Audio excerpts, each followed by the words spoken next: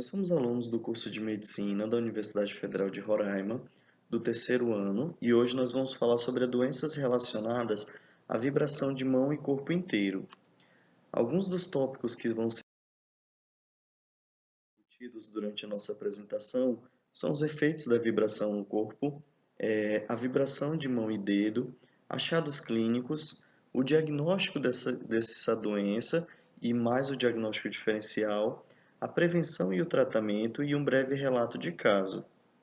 Bom, antes de iniciarmos falando sobre os efeitos da vibração de corpo inteiro, é necessário saber como se dá o processo de vibração.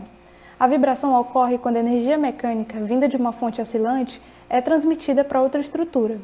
No âmbito trabalhista, os motoristas de caminhão e ônibus, os mineradores e os operadores de equipamentos pesados são os profissionais mais expostos a esse evento.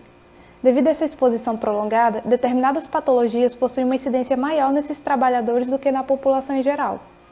E diversos fatores vão modificar os efeitos da vibração nas pessoas. Dentre tais fatores, destacam-se a questão da ressonância das diversas partes do corpo humano, que vai diferenciar de estrutura para estrutura, a duração da exposição, a variabilidade individual de cada pessoa e outras variáveis ambientais também possuem influência nesse processo. Comentando agora de fato sobre os efeitos da vibração de corpo inteiro, no sistema neurológico destacam-se as lesões de nervos periféricos, que podem produzir sintomas de formigamento, dor e perda de sensibilidade. No sistema digestivo, eles podem ter náuseas e vômitos. No sistema genital, os maiores efeitos são encontrados nas mulheres. Elas podem ter alterações no ciclo menstrual, podem apresentar aborto espontâneo e malformações congênitas. No sistema circulatório, destacam-se os fenômenos vasculares, a exemplo da hiperplasia dos vasos e das tromboses. No sistema músculo-esquelético, esses indivíduos podem relatar com maior frequência as dores na região lombar, eles podem ter degeneração espinal e anormalidades ósseas associadas, a exemplo da calcificação dos discos intervertebrais. Vou falar um pouco sobre a síndrome da vibração mão-braço, que é conhecida também por doença do dedo branco induzida pela vibração, que é uma lesão ocupacional causada pela vibração segmentar das mãos.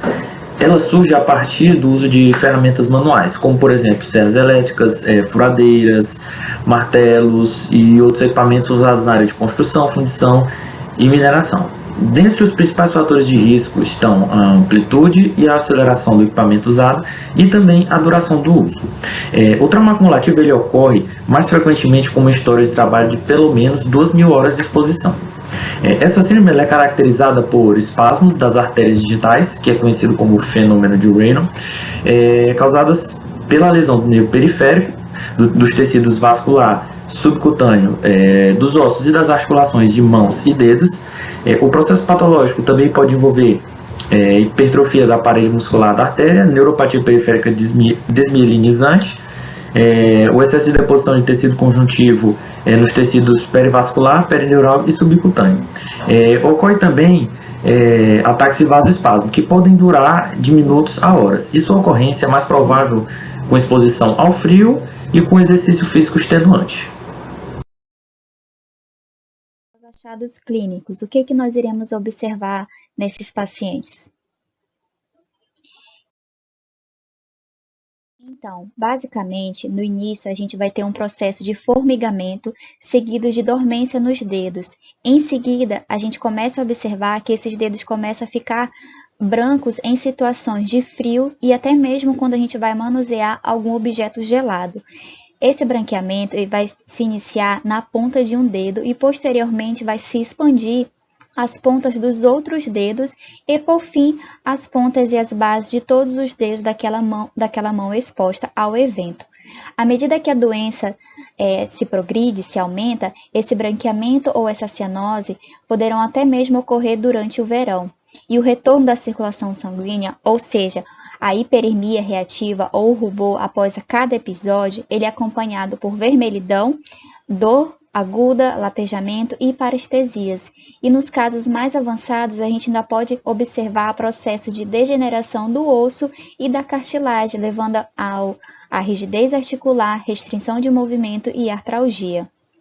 No caso de intensidades maiores de vibração, o período entre a exposição e a vibração e o aparecimento desse dedo branco, ele é muito curto e, em geral, são facilmente reversíveis se a gente afastar o indivíduo daquela exposição à vibração.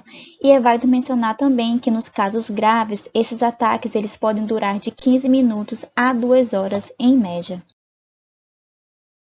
Em relação ao diagnóstico e o diagnóstico diferencial.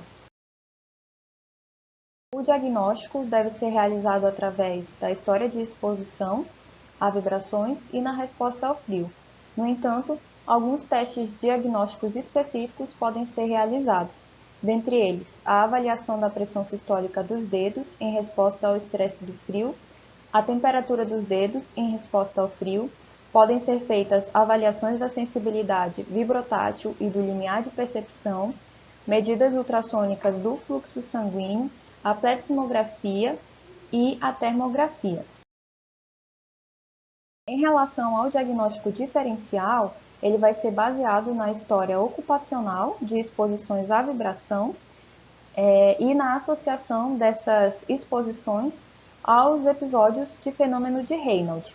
Os diagnósticos diferenciais incluem a doença de Raynaud idiopática e nas outras etiologias que podem cursar com o fenômeno de Raynaud, que são trauma dos dedos e das mãos, congelamento, doença vascular oclusiva, distúrbios do tecido conectivo, distúrbios neurogênicos e intoxicação por drogas. Sobre prevenção e tratamento, começando com prevenção, né, porque esses distúrbios vibratórios eles podem ser prevenidos, e é interessante a gente ter uma noção de como fazer essa prevenção, porque quanto maior o tempo de exposição a vibrações, pior vai ser o prognóstico do paciente. Então, a prevenção ela diminui o risco de se tornar um quadro irreversível. Mas quais são essas medidas, né, de prevenção? O uso de ferramentas bem planejadas é uma opção. Por exemplo, no que diz respeito a trabalhadores que manuseiam veículos pesados, né, se o assento deles for bem desenhado, né, isso diminuiria o nível de vibração. E quanto menor o nível de vibração, né, quanto menor a frequência de vibração, menor vai ser o risco de desenvolver o distúrbio. O uso de luvas também, isso minimiza a vibração e também mantém as mãos aquecidas.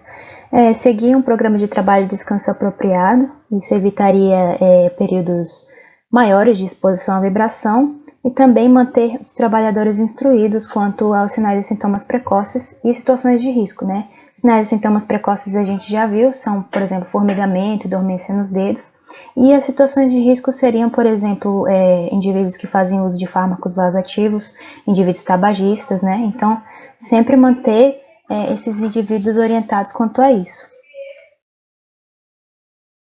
Partindo agora para o tratamento, né, a gente vai dividir o tratamento conforme a gravidade do caso. Então, por exemplo, casos leves, que são a maioria dos casos, geralmente os sinais e sintomas eles desaparecem quando o trabalhador deixa de ser exposto à vibração.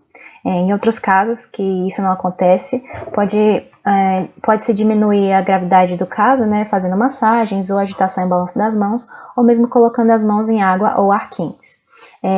No caso de pacientes que não respondem a essas medidas que eu citei, a gente vai partir para a terapia medicamentosa, né?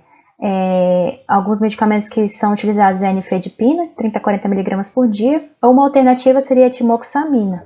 Mas existem alguns casos mais graves que não respondem a esses medicamentos, então a gente parte para estanozolol ou prostaglandina E, né? Podem ser úteis nesses casos mais graves. Entretanto, em casos que são irreversíveis, que não respondem a nenhum desses tratamentos que eu citei anteriormente, nem mesmo ao medicamentoso, a gente pode partir para a simpatectomia cirúrgica, que seria justamente a remoção cirúrgica do nervo simpático principal, né? Essa cirurgia pode ser útil nesses casos irreversíveis. E sempre lembrar que esses pacientes, né, que vão fazer a realização dessa terapia, seja ela médica ou cirúrgica, a gente sempre precisa encaminhá-los ao especialista vascular adequado ou ao cirurgião de mão, né, para fazer o segmento desse tratamento. Agora nós vamos para o relato de caso. O nosso artigo escolhido para esse relato foi Síndrome da vibração mão e braço, um diagnóstico raro.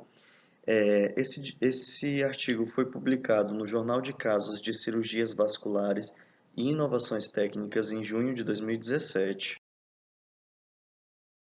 Relacionado ao nosso paciente, dando início à história, é um paciente do sexo masculino, tem 41 anos, sua profissão é encanador e ele iniciou seu quadro clínico com uma dormência e um formigamento na mão direita. A mão esquerda estava completamente assintomática. Ele também percebeu o surgimento de úlceras no polegar direito e no terceiro dígito, tá? Essas úlceras se estenderam por mais ou menos 5 meses. A história desse paciente, ele apresenta quadro de fumante há 5 anos e ele tem história de cirurgias prévias em membros superiores. No exame físico, o paciente tinha um pulso braquial direito ok, normal, mas, em compensação, o pulso radial direito estava diminuído. Além disso, ele apresentava uma ferida de 1,5 cm com escara de 0,25 cm no terceiro dígito e uma escara de mesmo tamanho no polegar direito. Alguns exames laboratoriais foram solicitados para investigar o caso do paciente, mas todos estavam normais. Já nos exames de imagem, foram encontrados alguns achados. Os estudos vasculares não invasivos mostraram pressão braquiais normais, índices de pulso braquial, índices radiais e índices ulnar bilateralmente, tudo normal. A angiografia computadorizada demonstrou artérias não ocluídas desde o arco torácico até o pulso direito. Aqui estão as imagens da arteriografia do paciente. A arteriografia seletiva do braço direito mostrou as artérias ulnar, radiais e interósseas no antebraço direito proximal. Havia uma oclusão distal da artéria radial antes do pulso. A artéria interóssea que estava alimentando a região da mão, que normalmente é fornecida pela artéria radial, mas essa estava ocluída. A artéria ulnar também foi ocluída próxima ao pulso. Então, agora passaríamos para a discussão desse caso. A arteriografia revelou próximo ao punho uma oclusão da artéria radial e da artéria ulnar, com a formação de uma circulação colateral, além também de uma oclusão de algumas artérias digitais. Essas imagens com sintomas do paciente tornam o diagnóstico da SVMB muito provável, ou seja, da síndrome da vibração mão-braço. Mas isso também poderia ser o resultado de uma combinação da síndrome do martelo tenar, SMT, com a síndrome do martelo hipotenar, SMH. As síndromes do martelo, elas são ocasionadas por impactos, apertos, batidas nas mãos que geram danos vasculares. Mas só que a SMT acomete somente a artéria radial e o arco profundo palmar, e a SMH afeta somente a artéria ulnar e o arco superficial palmar. Logo, seriam necessárias as duas síndromes para justificar o quadro desse paciente. No entanto, o uso prolongado de ferramentas vibratórias por esse paciente torna o diagnóstico da SVMB o mais provável.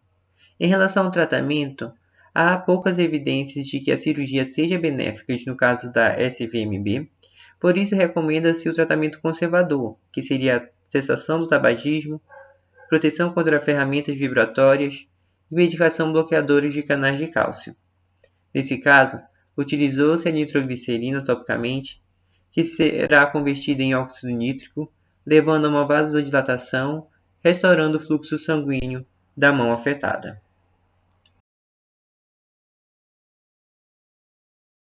Nesse paciente também foram descartadas outras possíveis ou potenciais causas de isquemia digital ou doença arterial obstrutiva periférica, e esse descarte ele foi feito por meio dos exames que foram realizados durante a investigação do caso. Então, por exemplo, ele apresentou índices de pulso braquial normais, a arteriografia do punho revelou uma vasculatura em que não existia nenhuma obstrução, descartando assim a possibilidade de uma insuficiência arterial periférica significativa. A angiotomografia e a ecocardiografia dele não foram achadas nenhuma fonte de êmbolo. Foi descartada a doença de Buerger, porque o paciente não apresentava as características clínicas clássicas dessa doença, que são o tabagismo, só que é um tabagismo ainda mais significativo do que o paciente do caso apresenta. A bilateralidade, no caso, o paciente apresenta sintomas apenas na mão direita, E não foi encontrada na angiografia a aparência de saca-rolhas dos vasos, que também é uma característica clínica clássica da doença de Buerger. E foi descartada a possibilidade de doença autoimune, porque não foram encontrados nos exames laboratoriais desse paciente nenhuma alteração ou algo que indicasse, por exemplo, a presença de autoanticorpos. Bom, então aqui algumas considerações a respeito da síndrome da vibração mão-braço. Essa síndrome pode levar a incapacidade, dificuldades ocupacionais e má qualidade de vida. Um questionário que foi respondido por 149 pacientes determinou que 2/3 deles ou estabilizavam ou declinavam depois do diagnóstico, e que os sintomas que eles tinham afetavam significativamente a autopercepção deles a respeito de saúde, qualidade de vida e habilidade de trabalho. E aí um outro estudo relatou uma pior destreza manipulativa nesses pacientes em relação ao grupo de controle. Além disso, essa incapacidade pode ir além do local do trabalho e afetar a habilidade do paciente de completar atividades do dia a dia, como escrever, abrir uma tampa, botar uma roupa. E um estudo descobriu que 42% dos pacientes com síndrome da vibração mão-braço experimentavam uma ou mais dificuldades em realizar atividades do cotidiano, e que essa dificuldade estava diretamente relacionada com a diminuição da força de preensão e também a dor. Então, o reconhecimento imediato dessa síndrome é muito importante para que a exposição à vibração seja limitada, para que se possa prevenir danos futuros ao tecido afetado e também permitir que esse paciente tenha uma melhor qualidade de vida e possa trabalhar de alguma forma.